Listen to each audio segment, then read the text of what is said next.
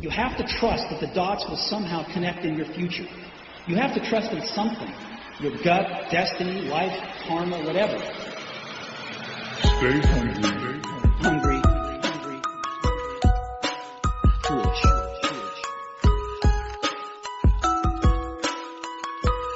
Stay hungry, stay foolish. Welcome to eCommerce All-Stars, brought to you by Nadimo.com, where we help e-commerce entrepreneurs accelerate growth through modern technology and innovative thinking. Hey everyone, thanks for joining our show today. I know it's been a little while, but today I'm very excited that we have Sabrina Gaffney on the line. She's an e-commerce copywriter and very, very good at what she does. She also dabbles a little bit in poetry, and I would love to talk to her a little bit about that as well today. So welcome, Sabrina, and thanks for being on the show. Thanks so much for having me, Brandon. I'm really excited to be here. I'd love it if you could elaborate a little bit on yourself and what got you started and what you're doing today. Yeah, so I've been a copywriter and a marketer for about 10 years now, and I help e-commerce brands ignite their brand voice and increase their engagement and conversions. So how I got started, I was actually working in a high-end wine shop and lounge while I was pursuing a career in journalism, and the owners were like, hey, you can write. Will you do some write-ups to promote our events and manage our social media? And I was like, yeah. So I started doing it for them, even though I had no idea what I was doing. And I was like, holy crap, I can't believe I can get paid to do this. Because it was... Yeah, it was so much fun. And well, that's the funny thing. I just want to interrupt you there because people who are naturally good at copywriting, often I hear that kind of comment. But the truth is, those of us out there who are not naturally good at copywriting find it to be a very tedious exercise in some cases. So that's why you get paid to do it. But anyway, I'll let you continue. Yeah. So, and I've heard people tell me that they find it to be like so hard. But so it dawned on me that I was kind of pursuing the wrong career. And so after the wine shop, I got hired to write product descriptions for a woman who owned an online kinky lingerie shop and an online costume shop. And she liked my writing so much, she had me hire and train 11 writers and manage them all. So she really threw me in there. And it was my first intro to e-commerce, and it was a ton of fun since I was writing about things like studded leather chaps and sumo wrestler costumes. And so that was really good stuff. And now I do a lot of email copywriting, actually. That's kind of my main focus. I still offer pretty much every service there is around copywriting, but that's what I've been doing a lot of lately. And then, as we talked about, the brand poetry, but that's something, kind of new. Right.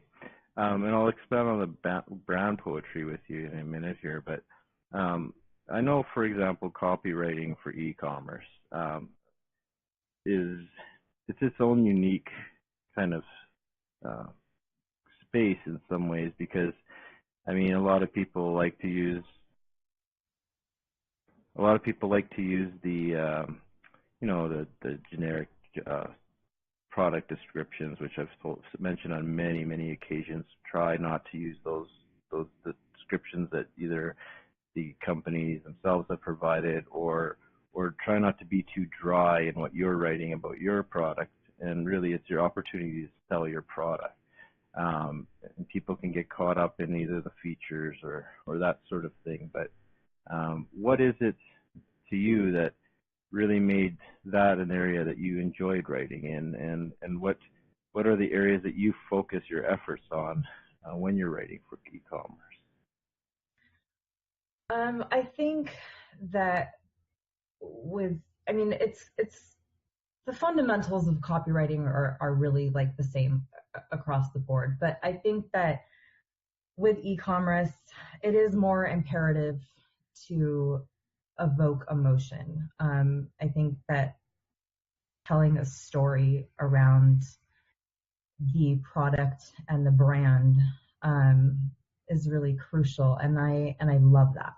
I feel like there's just so much fun to be had with that, and I think that's really what's driven me and what's made me want to stick with ecom. Well, and how could you not have fun writing about costumes? And that's I know. That's very cool. What you mentioned the brand poetry, and I'm very curious about that. Just get some of your thoughts on that. Mainly, it's really, I mean, you alluded to it a little bit in our emails back and forth, but I mean, I want to give you the opportunity to really jump into that with me. Yeah, so I've always kind of dabbled in poetry, but I've never really called myself a poet. But a few months ago, I started publishing poems on Instagram, and I've been having a ton of fun with it, and my engagement rate has been pretty high. And I've also noticed that there are some brands that are kind of dabbling in poetry on social media, but it's really just they're putting a poem here and there on Instagram. And so recently I had this light bulb moment, and I was like, what if we went beyond social media? What if poetry was in an ad or an email or shareable in a blog post? How much would that stand out? Because I think we talked about this a little bit via LinkedIn, but I'm a huge proponent of human-to-human marketing. And I'm always thinking in terms of brand authenticity and creating deeper connections. And I feel like poetry so fulfills those things. And so we're clear, when I say poetry, I don't necessarily mean flowery, although it can be. It depends on the brand and what you're selling. But I feel like it can totally be fun too. And there are no rules, which I'm kind of big on that stance. So I just feel like there's so much potential there.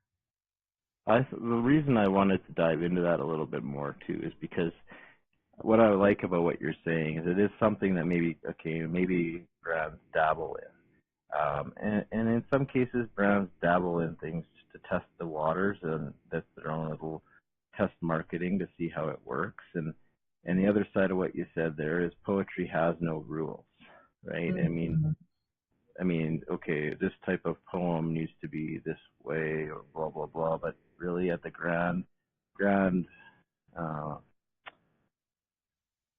at the ultra level, poetry has no rules. And so I love poetry for that very reason. And yeah, I am a fan of poetry in any form, to be honest. I love it when it's humorous. I love it when it's, it's deeply connecting. And the funny thing about poetry is, depending on the brand, I think it could be done very, very well and really, really create a brand. You could really create your brand around that type of human-to-human nature and authenticity, and the things that you mentioned there with the human-to-human and the authenticity and that sort of thing, I think are absolutely critical in the world of copywriting, because that's your chance to connect with people in a human-to-human nature, as well as your chance to really show who you are as a brand. And I mean, it's different too. And in marketing, from a marketing standpoint, when you're different, you stand out. And you don't have, and I think the one problem with dabbling, for example, in poetry is I think in some ways you need to be all in. Now, yeah. I mean, in other ways, maybe being all in something like that is going to be scary to a brand, but I think if it's done right, it could be so powerful and could just create all kinds of social media buzz, get all kinds of PR, because they're, this brand is just out there, and they're using poetry, so to speak, as their main piece of engagement. And I'm very intrigued by the fact that, you started putting some poems out there on your Instagram and that your engagement rate was way up. Because that too, for people who don't know, social media is great. You can have 100,000 followers, but if you have 100,000 followers and your content's going out there, and people aren't engaging with you in social media, you're missing the ultimate crux of what social media is all about. I've talked to people who have. I'm sorry. It said, yeah, it pretty much doesn't matter. I'm sorry to interrupt you. No, that's doesn't fine. matter if they're not engaged. What's the point? Exactly. And the truth is, I've talked to people who have, on Twitter, for example, might have 10 followers, but they're getting such a massive level of engagement that it's just that their followers start to grow very quickly. But regardless of the number of followers, I think in many, many cases, it's that engagement level that really creates a brand presence, or a presence at all in social. And the reason I say that is, I mean, I could put out something to my 25,000 followers on Twitter, and then that same thing could be put out in a different way, with some poetry or something, as somebody who has 100 followers. And let's say that those 100, not even those 100 followers, but that person with that smaller account gets engagement from somebody, and then that somebody gets more engagement, and then it just grows so exponentially, and those followers and those people who are engaged all of a sudden drive the numbers of people who've seen that through the roof, as opposed to, let's say, I put it out there, and I'm not saying it happens on my account because I do get a decent amount of interaction, and I'm on social pretty, I try and engage with everybody on social when I can, but I'm just using it as an example. If I put it out and one person liked it, well, that doesn't do a whole lot for getting the word out beyond anyone who's seen it when I originally posted it. But it's that engagement that keeps it alive and keeps that poem you wrote, for example, really engaging and driving that continuous traffic to whatever it was that you posted. Yeah, for sure. So I was kind of long-winded on that and got a little off topic, but I really, we didn't talk a lot about it. You just kind of hinted at what you're doing there, and I think that's a fantastic idea. I just can't wait for you to start working with a brand that takes that on and goes full in, because the other side of that, to me, is really quite unique and interesting is the whole side of omni-channel marketing, where they're reaching out to their customers and in various online formats, or just SMS or through text. That was text messages, SMS, but push notifications and all these types of different formats of communicating with people nowadays outside of just social, like we mentioned, where you could use some small little 2-line poem in a text message, but keeping that brand consistency throughout all your channels, I think has so much benefit as well. And that's why I say somebody who takes it full on and runs with it on all their channels of marketing and all their channels of communication, I think it could be so powerful, and a very fun exercise for you. I think it would be great.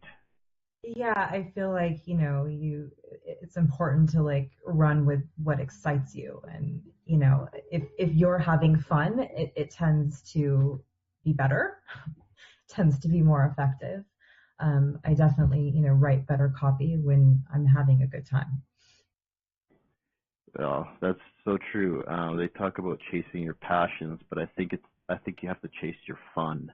And so one of the things you just said there was, if you're having fun, and I think it's so true.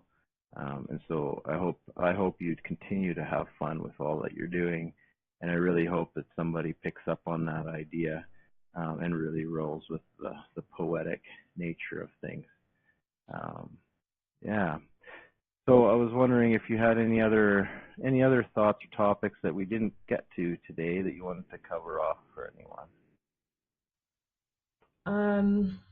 Well, I just wanted to say that I have tested, like, even though it's new, I have tested it a little bit. The brand that I'm working with, it doesn't really make sense to really run with brand poetry. We kind of started to dabble in it. But I've already seen, because we did a couple haikus in one of their emails, and it was, just fun. Like, they sell male grooming products. And it was just like, hey, you look awesome today. Like, keep up with that grooming. But it was like in the form of a couple haikus, and it performed really, really well. And so that kind of like validated the idea.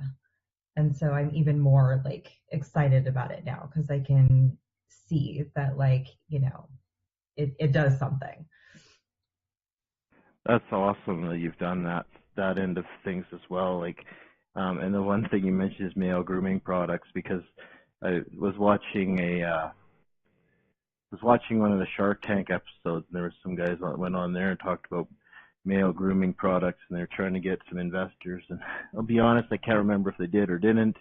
It's irrelevant, but the point there was that they then found out that humor is what spoke to their.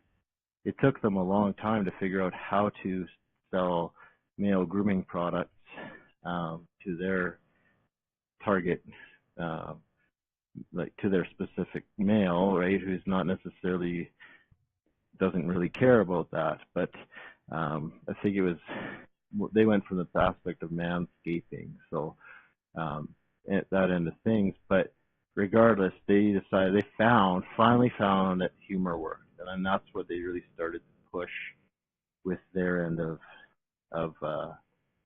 their branding. And it took them, like I said, a while to figure that out. But once they figured that out, then they hammered down on it. And the thing about poetry is it's a form. It could be a form of humor, but it can also be just, like you said, it's just a way to get people engaged. And I love the fact that you've tried it with a few different emails, and that seemed to work really well. And it sounds to me like it's something that could really take off. And I look forward to seeing that in a customer email that comes out to me, or maybe one of my customers, we can get them on board with doing something like that. But regardless, I think that would be a lot of fun. And sounds like a lot of fun for yourself to really dive right into and take full bore.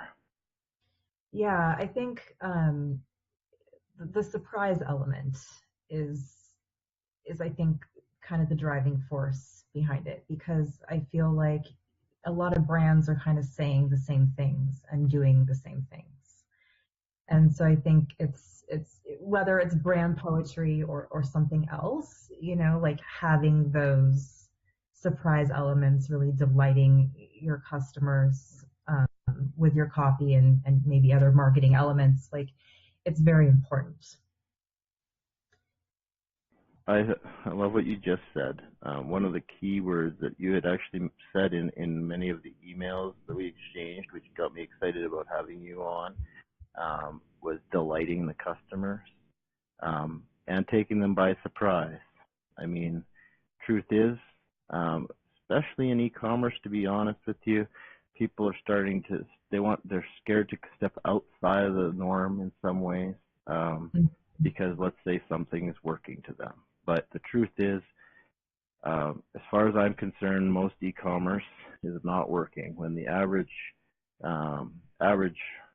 conversion rate of a sale to your site is 2%, that means 98% of people that went to your website that they did not buy. Now, there's other ways to bring them back, and we won't get into all of that, but if there's a way, for you to delight them, and if delighting them through surprise elements or whatever is going to help grow your business, why wouldn't you want to, at the very least, investigate that as an option?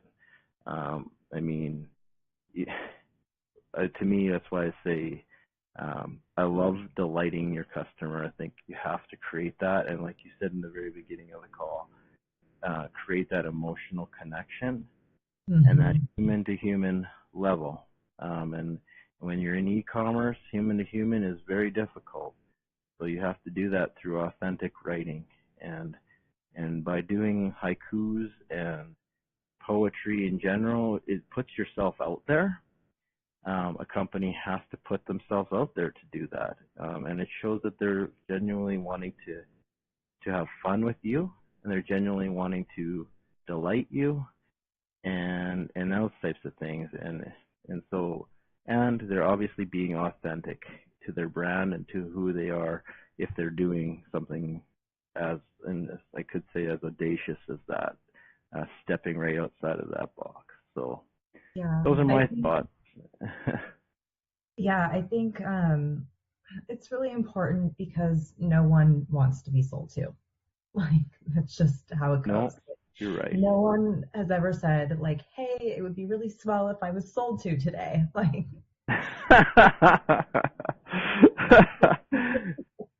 yeah, exactly. I don't need this ice for my water, but convince me why I should put ice in my water. I really need you to sell me on that, please. Yeah. No, bad example, but yeah, you're absolutely right. That nobody wants to be sold to. And to truth be told, there's so much of the standard sales practices that people have implemented in every aspect of business these days that everybody's getting inundated with sales. And people, to be honest, people are doing it wrong. Because in my opinion, if it goes back as far as, you may or may not have ever heard of or read the book, and I've mentioned it on my show many, many times, it's Dale Carnegie's How to Win Friends and Influence People. He talks about maybe his words aren't exact to what I'm saying right now, but he really talks about being authentic, just, never criticizing people, and always, giving them compliments, and genuine compliments as one of the things that I really believe in. Is what he says is, don't flatter somebody, because you flatter somebody, they know you're flattering them, and it's just going to backfire on you. If you give them a genuine compliment, which that just speaks volumes. And that's all really the start of his whole sales aspect, is just essentially just being genuinely who you are and listening to people and really just connecting with them. And if you can do that through the methods that we talked about today, I think you're really off to an absolute amazingly great start. And so, again, I want to thank you for being on the show and sharing those insights with us today, because they turned out to be incredibly valuable, in my opinion. And I can't wait to get this, well, everyone's listening to it, but I can't wait to get this show live for everyone to listen to. I'm excited too. Thank you so much for having me. Yeah, it was fun. Yeah. Now, that all said, there's one last final question, or two questions I ask at the very end of every show. One is, how can people find you or get a hold of you? And then secondly is, what are any final words of wisdom for people? So you can find me at sabrinagaffney.com or on LinkedIn. I spend a lot of time on LinkedIn. And I guess my parting words of wisdom, and we really talked a lot about it, but, just to find ways to make those deeper connections with your customers, that there truly is so much value in that. There truly is. Absolutely. Well, thank you very much, Sabrina. We'll add those links to the show notes so that people can get a hold of you. And again, I want to thank you very much for your thoughts and your time. It's been an amazing show, and I look forward to furthering our working relationship as well. Me too. Thank you. You have to trust that the dots will somehow connect in your future. You have to trust in something. Your gut, destiny, life, karma, whatever. Stay hungry. Hungry. Foolish.